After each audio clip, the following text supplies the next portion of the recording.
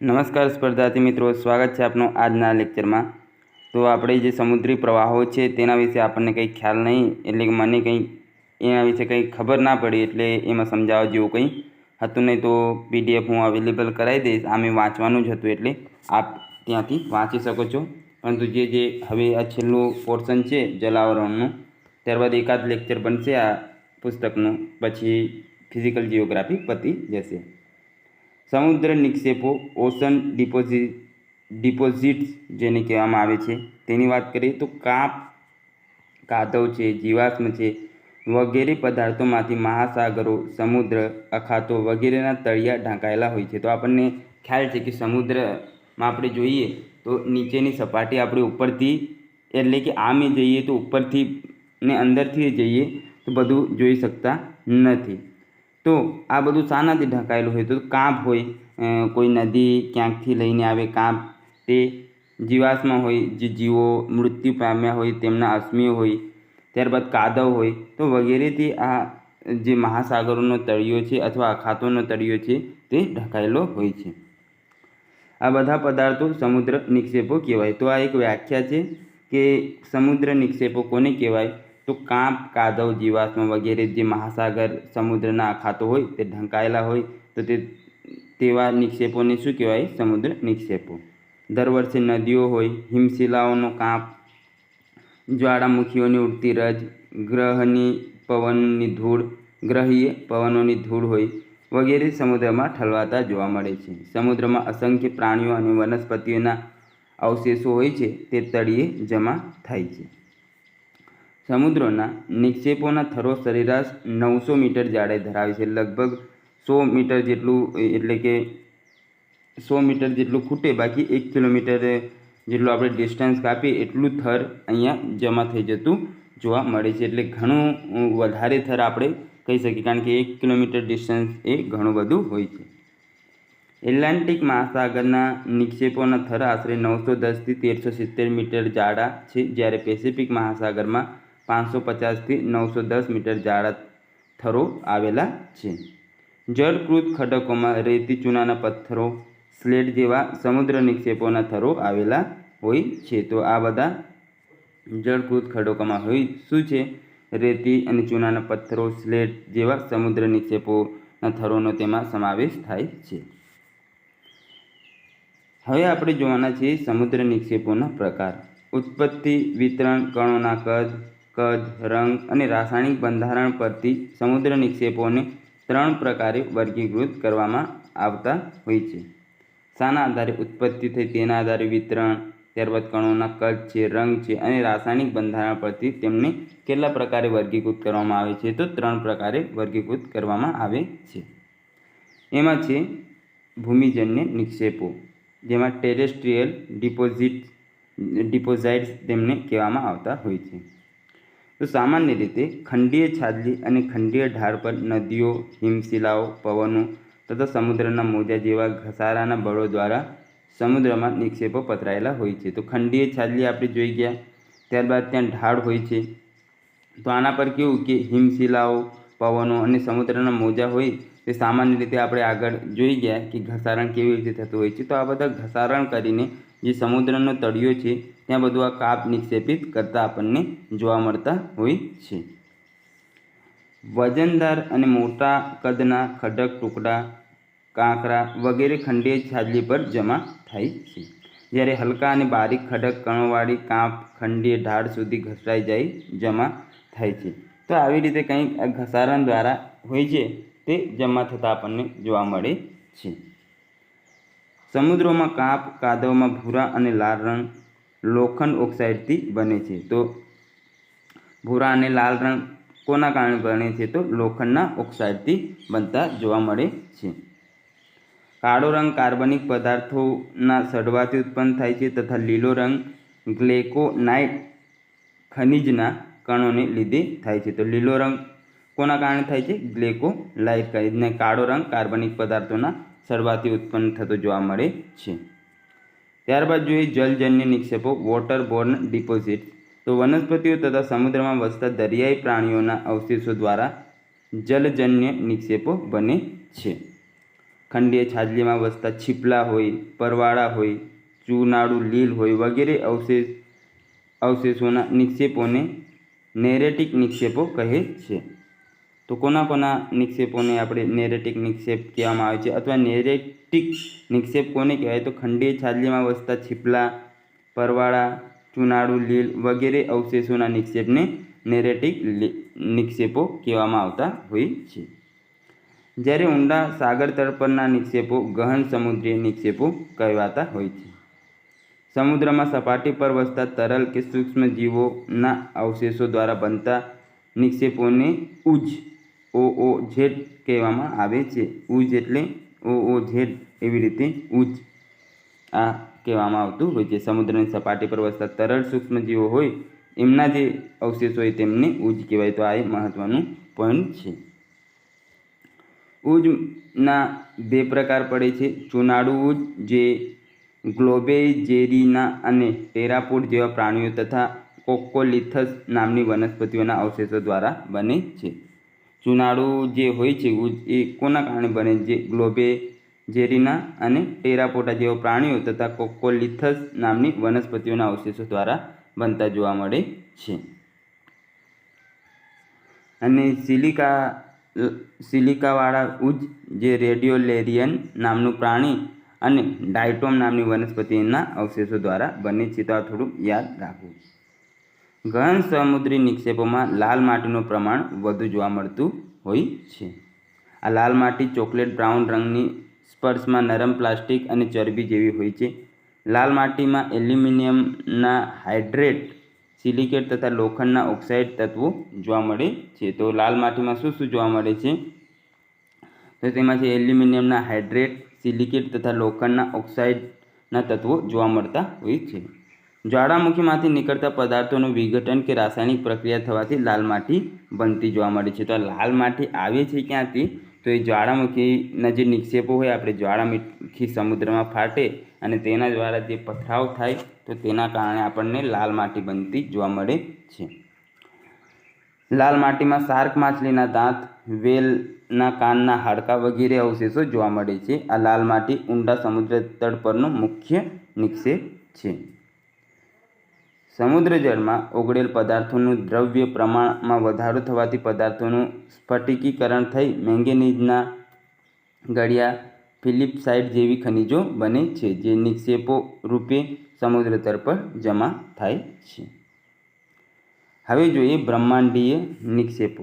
તો દર વર્ષે આશરે 25 લાખ ટન રાખ અવકાશમાંથી ખરતી ઉલ્કાઓ દ્વારા સમુદ્રમાં પડે છે. આપણે સામાન્ય રીતે જોતા હોઈએ છીએ કે આપણી પૃથ્વી પર 71% જેટલું પાણી છે. તો આ જે મેઇન ચાન્સ રહે આપણે જે ઉલ્કાઓ પડે છે તો તેમનું ચાન્સ મહત્તમ આપણે 71% છે તો ત્યાં જ પડવાનું રહેતું હોય છે. તો સમુદ્રમાં કેટલી 25 લાખ ટન જેટલી રાખ જે અવકાશમાંથી પડતી જોવા મળે છે દર વર્ષે, જે ઉલ્કાઓ દ્વારા પડતી હોય છે. એ ચુંબકીય લોખંડ તથા સિલિકાવાળા પદાર્થોના નિક્ષેપો હોય છે. આવા નિક્ષેપોને બ્રહ્માંડીય નિક્ષેપો કહેવામાં આવતું હોય છે. ત્યારબાદ છે પરવાળા અને પરવાળાના ખરાબા. તો પરવાળા એક પ્રકારના નાના સમુદ્રી જીવ છે જે લાખો કરોડોની સંખ્યામાં એકસાથે સમૂહમાં રહે છે. જે આપણે જોઈ ગયા કે પરવાળા કેવી રીતે રહેતા હોય છે. તેમના શરીર પરના બહારના તંતુઓ એક પ્રકારનો શેવાળ હોય છે જેને ઝુકસાન્થલાઈ શેવાળ કહેવામાં આવે છે. આ યાદ રાખજો, પરવાળાના શરીર પર કઈ શેવાળ જોવા મળે છે? તો ઝુકસાન્થલાઈ નામની શેવાળ જોવા મળે છે. પરવાળાના ખરાબા એક પ્રકારના કેલ્શિયમયુક્ત ખડકો છે જે પરવાળા નામના સૂક્ષ્મ સમુદ્રી જીવના અસ્થિકંકાલથી બને છે. પરવાળાના મૃત્યુ બાદ તેની ઉપરનું કવચ સમુદ્રના તળિયે જમા થાય છે. આ પરવાળા જે કેવી રીતે હોય, એકના ઉપર એક આવી રીતે ગોઠવાયેલા હોય. જો આ મૃત્યુ પામી જાય તો આ બધા હોય છે તે સમુદ્રના જે તળિયો હોય છે તેના અવશેષો કહેવાય કે જમા થઈ જતા હોય છે. જે પરવાળા નામના સૂક્ષ્મ સમુદ્રી જીવના અસ્થિકંકાલથી બને છે, તળિયે જમા થાય છે. આ અવશેષ પર એક પછી એક જીવોના સમૂહ પેદા થાય છે અને મૃત્યુ પામે છે. તો આમ ધીમે ધીમે સ્તર પર સ્તર જમા થાય અને આ ઢગલો બની જતો જોવા મળે છે. હવે પરવાળાના ખરાબાના વિકાસ માટેની અનુકૂળ પરિસ્થિતિ જોઈએ તો પરવાળા મુખ્યત્વે ઉષ્ણકટિબંધીય ક્ષેત્રના મહાસાગરોમાં જ જોવા મળતા હોય છે, કારણ કે તેઓને જીવિત રહેવા માટે પર્યાપ્ત માત્રામાં સૂર્યપ્રકાશ અને ઓછામાં ઓછું 20 થી 21 ડિગ્રી સેલ્સિયસ તાપમાન આવશ્યક રહેતું હોય છે. એટલે ક્યાં જોવા મળે છે? તો અહીંયાથી પ્રશ્ન બની શકે કે પરવાળા માટે આપેલ પૈકી કયું વિધાન સાચું છે? તો તેમને ઉષ્ણકટિબંધીય ક્ષેત્રમાં રહેવાનું અનુકૂળ છે. 20 થી 21 ડિગ્રી સેલ્સિયસ તાપમાન એમને આવશ્યક રહેતું હતું. આથી જ મોટાભાગના પરવાળા 30 ડિગ્રી ઉત્તર અક્ષાંશ અને 30 ડિગ્રી દક્ષિણ અક્ષાંશ વચ્ચે વિકાસ પામે છે. વધારે ક્ષારતા ધરાવતું જળ પરવાળાની ઉત્પત્તિ અને વિકાસ માટે હાનિકારક છે. પરવાળાના યોગ્ય વિકાસ માટે 27 આપણે જોઈએ 1000માંથી 27% એટલે કે 27 ગ્રામ જે મીઠાવાળું પાણી, ત્યાંથી 40 ગ્રામ મીઠાવાળું પાણી હોય, આટલું હોય 1000 ગ્રામમાં, તો એમના માટે ઉત્તમ ગણાવતું હોય છે. 27 થી 40% ક્ષારતા ધરાવતું વાળું પ્રતિ 1000, પણ પાછું આપણે 100 ગ્રામે લઈએ પણ આ હજારે છે. પરવાળાના માટે 45 થી 55 મીટરથી વધારે ઊંડાઈ આ જીવો મૃત્યુ પામે છે, કારણ કે આટલી ઊંડાઈ તેઓ પ્રકાશ સંશ્લેષણ ક્રિયા કરી શકતા નથી. તો અહીંયા લોજિક જ આપણે લગાવવું પડે. જો એમને તાપમાનની જરૂર હોય તો આપણને ખબર છે કે વધારે ઊંડાઈએ તે રહી શકતા નથી. એટલે ક્યાં જોવા મળશે આપણને? ખંડીય છાજલીની નજીક આ સામાન્ય રીતે પરવાળા જોવા મળે છે, કારણ કે આટલી ઊંડાઈએ તેઓ પ્રકાશ સંશ્લેષણની ક્રિયા કરી શકતા નથી. કાદવ રહી સ્વચ્છ જળ પરવાળાના વિકાસ માટે અત્યંત આવશ્યક છે. પરવાળા સમૂહ બનાવીને રહે છે, આથી વધારે શાંત સમુદ્રમાં તેનો વિકાસ સારો એવો થતો જોવા મળે છે. પેસિફિક તથા હિન્દ મહાસાગરમાં ખરાબાના પુષ્કળ ક્ષેત્રો આવેલા છે. હવે આપણે જોવાના છે કે પરવાળાના ખરાબા છે તો તેમના કેટલા પ્રકાર છે. તો સમુદ્ર તળ પર તૈયાર થતી પરવાળાની રચનાઓના સ્થાન અને દેખાવના પ્રમાણે તેમના મુખ્યત્વે 4 પ્રકાર પાડવામાં આવતા હોય છે. કયા કયા આપણા 4 પ્રકાર છે તે જોઈએ. તો તટીય પરવાળાના ખરાબા, અવરોધક પરવાળાના ખરાબા, વલયાકાર પરવાળાના ખરાબા અને પ્રવાળ દ્વીપ. તો આવી રીતે એમના 4 પ્રકાર આપણને પડેલા અહીંયા જોવા મળે છે. કયા કયા છે? ફ્રિંગિંગ રીફ, બેરિયર રીફ, એટોલ અથવા કોરલ રિંગ અને કોરલ આઇસલેન્ડ. એટલે કે તટીય પરવાળાના ખરાબા, અવરોધક પરવાળાના ખરાબા, વલયાકાર પરવાળાના ખરાબા અને પ્રવાળ દ્વીપ. તો એમાં એક પછી એક પ્રકાર જોઈએ આપણે. તો એમાં છે તટીય પરવાળાના ખરાબા, ફ્રિંગિંગ રીફ જેને કહેવામાં આવે છે. તો જ્યારે ખરાબાનું નિર્માણ કોઈ દ્વીપ કે મહાદ્વીપના કિનારા પર થાય, કોઈ દ્વીપ હોય અથવા મહાદ્વીપ હોય, મોટો દ્વીપ, તો તેના જે કિનારા હોય તેના પર જો પરવાળાનું નિર્માણ થાય તો એને કિનારા પર થાય ત્યારે તેને તટીય પરવાળા ખરાબા કે અનુતટીય ખરાબા કહેવામાં આવતા હોય છે. આ પ્રકારના ખરાબામાં સમુદ્ર તરફના ભાગ ઊભા તીવ્ર ઢાળવાળો હોય છે, જ્યારે કિનારા તરફ ભાગ મંદ ઢાળવાળો હોય છે. તો સામાન્ય રીતે આપણે કોઈ એ ક્ષેત્ર છે આમ ઉપર તરફ વધીએ તો આ ઊંચો એને સમુદ્ર તરફ જઈએ તેમ એ ભાગ નીચો થતો આપણને જોવા મળે છે. આમ આ પ્રકારના ખરાબા સમુદ્રની એકદમ નજીક હોય છે. આ પ્રકારના ખરાબા દક્ષિણ ફ્લોરિડા, મલેશિયાના દ્વીપ સમૂહ, અંદમાન નિકોબાર દ્વીપ સમૂહ તથા રામેશ્વરમ નજીક મન્નારની ખાડીમાં જોવા મળે છે. તો ક્યાં ક્યાં જોવા મળે છે? દક્ષિણ ફ્લોરિડા, મલેશિયાના દ્વીપ સમૂહ, અંદમાન નિકોબાર દ્વીપ સમૂહ તથા રામેશ્વરમ નજીક મન્નારની ખાડીમાં આ પ્રકારના ખરાબા કિનારાના ખરાબા જોવા મળતા હોય છે. ત્યારબાદ છે અવરોધક ખરાબા. આ પ્રકારના ખરાબાનું નિર્માણ ભૂમિખંડ અને ટાપુ કિનારાથી થોડી દૂર અથવા તેને સમાંતર થાય છે. તે પરાતટીય તરીકે પણ ઓળખાય છે. અહીં ખરાબો અને કિનારાની વચ્ચે એક પહોળું સામુદ્રિક સરોવર આવેલું હોય છે, જેને શું કહેવામાં આવે છે? લગુન સરોવર તરીકે તેને ઓળખવામાં આવતું હોય છે. આ ખરાબા અન્ય પ્રકારના ખરાબાઓની લંબાઈ, પહોળાઈ તથા ઊંચાઈમાં વધુ હોય છે. અન્ય જે ખરાબા હોય એના કરતાં આ ખરાબાઓની જે અવરોધક ખરાબાની લંબાઈ, પહોળાઈ અને ઊંચાઈ વધુ જોવા મળે છે. તે સમુદ્રજળની જીવસૃષ્ટિ તેમજ જહાજોની અવરજવરના બાધારૂપ બને છે, તેથી તેને બાધક ખરાબા પણ કહે છે. અવરોધક અથવા બાધક ખરાબા કેમ કહેવામાં આવે છે? કારણ કે એ અવરોધ ઊભા કરતા આપણને જોવા મળે છે. વિશ્વમાં સૌથી મોટી પરવાળાની શ્રેણી ઓસ્ટ્રેલિયાના ઉત્તર પૂર્વ તટ નજીક આવેલી ગ્રેટ બેરિયર રીફ છે. તો આ યાદ રાખજો, સૌથી મોટી કહેવાય કે પરવાળાની શ્રેણી ક્યાં છે? તો ઓસ્ટ્રેલિયાના ઉત્તર પૂર્વ તટ પર આવેલ ગ્રેટ બેરિયર રીફ છે, જે પરવાળાની સૌથી મોટી શ્રેણી છે. ત્યારબાદ આગળ જોઈએ તો એમાં છે આપણે તટીય અવરોધક આવી ગયા.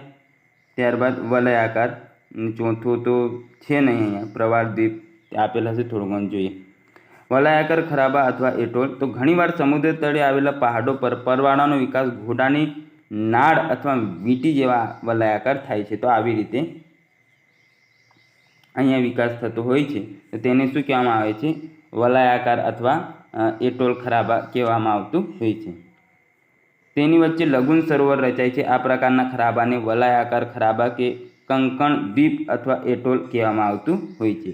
પેસિફિક મહાસાગરમાં ફિજી એટોલ તથા ફુનાફુટી એટોલ ખૂબ જ પ્રસિદ્ધ છે. આ પ્રકારના ખરાબા ઇન્ડોનેશિયાના સમુદ્ર, ઓસ્ટ્રેલિયામાં સમુદ્ર, ચીની સમુદ્ર, રાતો સમુદ્ર તથા એન્ટિલીઝ સમુદ્રમાં વધુ પ્રમાણમાં જોવા મળે છે. લક્ષદ્વીપના ટાપુઓ એટોલનું ઉત્તમ ઉદાહરણ છે. તો અહીંયા આપણે કહેવાય કે ફિઝિકલ જિયોગ્રાફી લગભગ પતી ગયું છે. કંઈ થોડુંક બાકી રહી ગયું હશે તેનો લેક્ચર બનાવી દઈશ, બાકી તમે અહીંયાથી પૂર્ણ થઈ ગયું એવું ગણી શકો છો. હવે આપણે પ્રાચીન ઇતિહાસ પતી ગયો, મધ્યકાલીન ઇતિહાસ તરફ વધીશું.